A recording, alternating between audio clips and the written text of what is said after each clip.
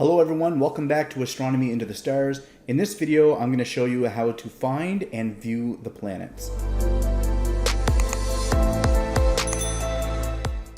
I won't be showing you how to take photographs of planets in this video because the process of taking a photograph of a planet is actually quite complicated.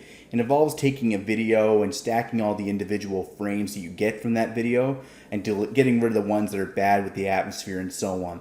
I'll do that in another video. But in this video, I'm going to show you how to find the planets and what you're actually going to see when you go out. Now, viewing the planets is the best part of visual astronomy, in my opinion, especially getting to see Saturn for the first time. When you look up at the night sky, all the planets are just going to look like stars. There's no way to tell whether it's going to be a star or a planet. The best way to do that is to use a program called Stellarium or Skyview. Skyview is an app that you can download on your phone, and it basically makes you inside of a planetarium. So as you move around, the phone will show you what's in the night sky. It's really, really cool, and I recommend you download that anyway. Stellarium, I've done a little video on how to use that. I'll put a little link to that above. The first planet we're going to look at is Jupiter, the biggest one of all. Of course, you can see that red eye there and all the other weather patterns going on Jupiter. When you look through the telescope, you're not going to get something this fantastic, but you will still see something really cool. This is a more accurate representation of what you'll see when you look through your telescope. The weather bands that you can barely see there on the surface of Jupiter might be visible, and you might have to strain a little bit to see it.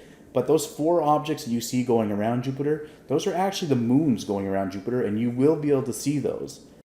The next planet we'll look at is Saturn, the one with the beautiful rings. Now the good news is you will be able to see the rings when you look at Saturn through your telescope.